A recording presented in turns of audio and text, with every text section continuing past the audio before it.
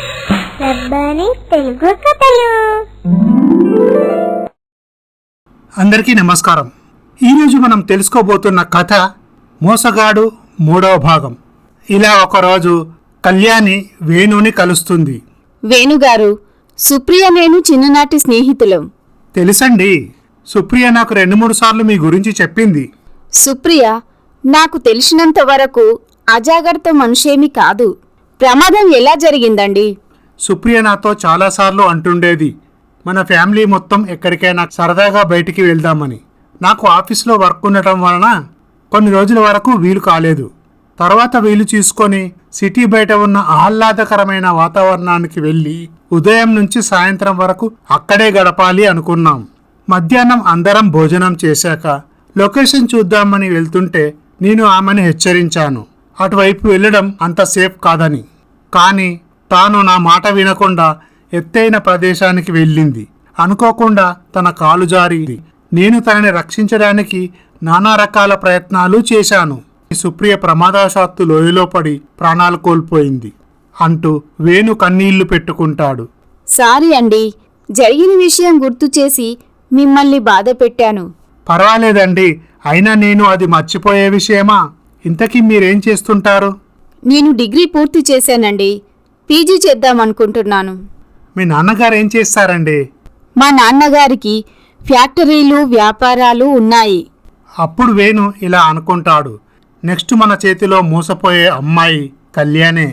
అదేంటండి ఏదో ఆలోచిస్తున్నారు? అబ్బే అదేం లేదండి, సుప్రియ గుర్తుకొచ్చింది. ఇలా కళ్యాణి వేణుతో కాసేపు మాట్లాడుతుంది.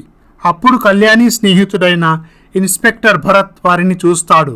అదేంటి కళ్యాణి ఇతనితో మాట్లాడుతుంది అని అనుకుంటాడు. సరే కళ్యాణి, నాకు కాస్త పని ఉంది, మళ్ళీ కలుద్దాం అని చెప్పి వేణు అక్కడ నుండి వెళ్ళిపోతాడు. భరత్ కళ్యాణి వద్దకు వస్తాడు. హాయ్ భరత్, నువ్వేంటిక్కడ? ఒక కేసు పని మీద ఇటు వచ్చాను కళ్యాణి, నువ్వు కనిపించేసరికి ఇలా వచ్చాను. అయినా కళ్యాణి, నీకు వాడితో పనేంటి? అతని గురించి నీకు తెలుసా? తెలియదు. వాడొక 420, డబ్బున్న అమ్మాయిలను ప్రేమిస్తున్నానంటూ మాయమాటలు చెప్పి అధిక మొత్తంలో కట్న కానుకలు తీసుకొని పెళ్లి చేసుకుంటాడు. తర్వాత కొన్ని రోజులకు ఆ అమ్మాయిని హతమార్చి ప్రమాదవశాత్తు మరణించిందంటూ నమ్మిస్తాడు. ఇంతకుముందే అతనిపై 4 కేసులున్నాయి. అప్పుడు కళ్యాణి ఆశ్చర్యపోతుంది. భరత్, మీరు చెప్పేది నిజమేనా? అవును, ఈ మధ్య వాడికి బెయిల్ లభించింది. వాడు ఎంత పకడ్బందీగా ప్లాన్ చేస్తాడంటే అమ్మాయి వాళ్ళ తల్లిదండ్రులకు కూడా తనపై అనుమానం రాకుండా నటిస్తాడు. అప్పుడు కళ్యాణి తన స్నేహితురాలికి జరిగిన అన్యాయం గురించి ఇన్స్పెక్టర్ భరత్కి వివరిస్తుంది. రాస్కెల్ అమాయకురాలైన అమ్మాయి జీవితాన్ని నాశనం చేశాడు. భరత్, ఇప్పుడు అతన్ని ఏమీ చేయలేమా? సాక్ష్యాధారాలు దొరకనంత వరకు వాడిని ఏమీ చేయలేము. వాడిని ఒక పథకం ప్రకారం సాక్ష్యాధారాలతో సహా పట్టుకోవాలి. కానీ ఏ అమ్మాయి అంత సాహసం చేస్తుంది? అతని సాక్ష్యాధారాలతో నేను పట్టిస్తాను. కళ్యాణి, అది చాలా రిస్కుతో కూడిన పని భరత్, నా దగ్గర ఒక మంచి ప్లాన్ ఉంది అని కళ్యాణి భరత్కి తన ప్లాన్ గురించి పూర్తిగా వివరిస్తుంది. సరే కళ్యాణి, జాగ్రత్త. నీకు ఎటువంటి కష్టం వచ్చినా వెంటనే నాకు కాల్ చేయి. ఆ రోజు సాయంత్రం కళ్యాణి తన ఇంటికి వస్తుంది. నాన్నగారు, ఈరోజు మా ఫ్రెండు ఇన్స్పెక్టర్ భరత్ నన్ను కలిశాడు. సుప్రియను పెళ్లి చేసుకున్న వేణు మోసగాడు. అతను ఇలా డబ్బున్న అమ్మాయిలను ప్రేమించి అధిక మొత్తంలో కట్న కానుకలు తీసుకొని పెళ్లి చేసుకుంటాడు. కొన్ని రోజులు ఆ అమ్మాయిని చాలా బాగా చూసుకుంటాడు. ఇక ఆ తర్వాత తన పథకం ప్రకారం ఆ అమ్మాయిని ఎటువంటి ఆధారాలు లేకుండా చంపివేసి ప్రమాదంగా చిత్రీకరిస్తాడు. సుప్రియ విషయంలోనూ అదే జరిగింది. అప్పుడు రామారావు, సావిత్రి ఆశ్చర్యపోతారు. ఇలా చూస్తూ పోతుంటే అతడు ఎంతమంది ఆడపిల్లల జీవితాలు నాశనం చేస్తాడు? అతనికి శిక్ష పడే మార్గమే లేదా అమ్మా? ఎందుకు లేదు నాన్నగారు, దాని గురించే నేనొక పథకం వేశాను అని తన పథకం గురించి తల్లిదండ్రులకు వివరిస్తుంది. చూడమ్మా, నువ్వా మాకు ఒక్కగానొక్క కూతుర్వి. మా ఆశలన్నీ నీపైనే. ఇప్పుడు నువ్వు ఇటువంటి సాహసం చేస్తానంటే రేపు జరగకూడనిది ఏదైనా జరిగితే మేము తట్టుకోలేమమ్మా. అమ్మా, మీరేమీ భయపడకండి, నేను నా జాగ్రత్తలో ఉంటాను. ఇన్స్పెక్టర్ భరత్ నాకు ఎల్లప్పుడూ సహాయం చేస్తాడు. నేను ఎప్పుడు ఎలా వ్యవహరించాలో తను అన్నీ నాకు వివరించాడు. అప్పుడు కళ్యాణి తండ్రి రామారావు, కళ్యాణి, నువ్వు మంచి నిర్ణయం తీసుకున్నావు.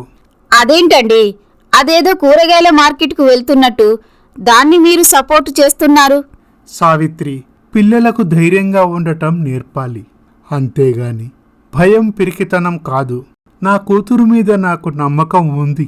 అమ్మాయి చేసే పని వల్ల ఎంతోమంది ఆడపిల్లల జీవితాలు కాపాడినట్లవుతుంది. ఆ నీచుడికి సరైన శిక్ష పడుతుంది. కళ్యాణి భరత్ని కలుస్తుంది. భరత్, మా అమ్మా నాన్నలు కూడా మనం చేసే ఈ మంచి పనికి ఒప్పుకున్నారు. కళ్యాణి, ఇక ఆ నీచుడు రోజులు లెక్క పెట్టాల్సిందే.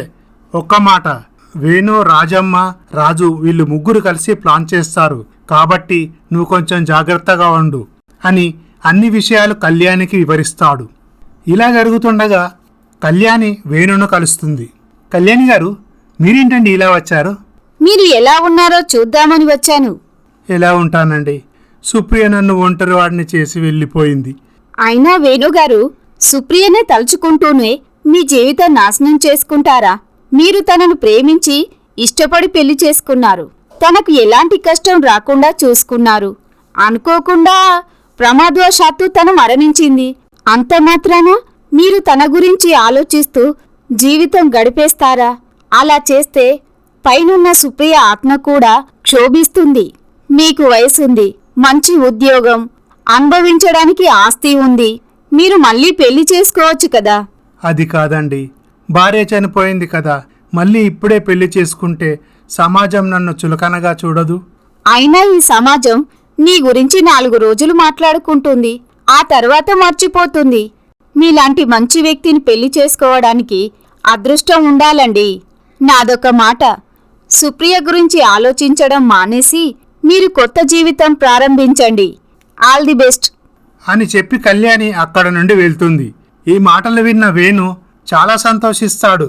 ఆ రోజు సాయంత్రం రాజమ్మ, వేణు, రాజు కలుస్తారు. అమ్మా, సుప్రియ వాళ్ళ ఫ్రెండ్ కళ్యాణి మన బుట్టలో పడేటట్లుంది. చూడు బాబు, ఇంతకీ ఆ అమ్మాయికి ఆస్తిపాస్తులేమైనా ఉన్నాయా? వాళ్ళ నాన్నగారికి వ్యాపారాలు, ఫ్యాక్టరీలు ఉన్నాయంట. కళ్యాణిని బుట్టలో పడేసి పెళ్లి చేసుకొని కట్న కానుకలు ఘనంగా తీసుకొని ఆ తర్వాత సమయం చూసి తనను పైకి పంపించాలి. ఇక ఈ ఊరు నుంచి దూరంగా వెళ్ళిపోవాలి. అవునురా వేణు, మన మీద పోలీసులకు అనుమానం రాకుండా ఉండాలంటే మన పని అయిపోయిన తర్వాత వెంటనే ఎక్కడికైనా దూరంగా వెళ్ళిపోవాలి. ఈ విధంగా జరుగుతుండగా కళ్యాణి, వేణు పార్కులో కలిసి గంటలు గంటలు మాట్లాడుకునేవారు. ఇలా కళ్యాణి వేణును ప్రేమిస్తున్నట్టు నటించేది. వేణు కూడా కళ్యాణి తనను ప్రేమిస్తుందని అనుకునేవాడు. ఒకరోజు కళ్యాణి, నువ్వే కనుక నా జీవితంలో రాకుంటే నేను సుప్రియని మర్చిపోయేవాడినే కాదు. నిజానికి నువ్వు దేవతవి. నాశనం అయిపోతున్న నా జీవితాన్ని మళ్ళీ చిగురింపజేశావు. అంత పెద్ద మాటలెందుకండి? నేనొక మాట చెప్తాను. నీ ఫ్రెండ్ వాళ్ళ భర్త గురించి ఇంతలా ఆలోచించావంటే ఇక నువ్వు నా జీవితంలోకి వస్తే ఇక నా జీవితం సుఖ సంతోషాలతో వెల్లివిరుస్తుంది. వేణుగారు, మీరంటే నాకు చాలా ఇష్టం. నేనే మీకు ఈ విషయం చెప్పాలనుకున్నాను, కానీ ఆడదాన్ని కదా. కళ్యాణి, మీ అమ్మా నాన్నలతో మన ప్రేమ విషయం చెప్పావా? తర్వాత జరిగే పరిణామాల గురించి తర్వాయి భాగంలో చూద్దాం. ఈ స్టోరీ కనుక మీకు నచ్చినట్లయితే మా ఛానల్ని సబ్స్క్రైబ్ చేసుకోండి, లైక్ చేయండి, షేర్ చేయండి, కమెంట్ చేయండి. Thank you for watching.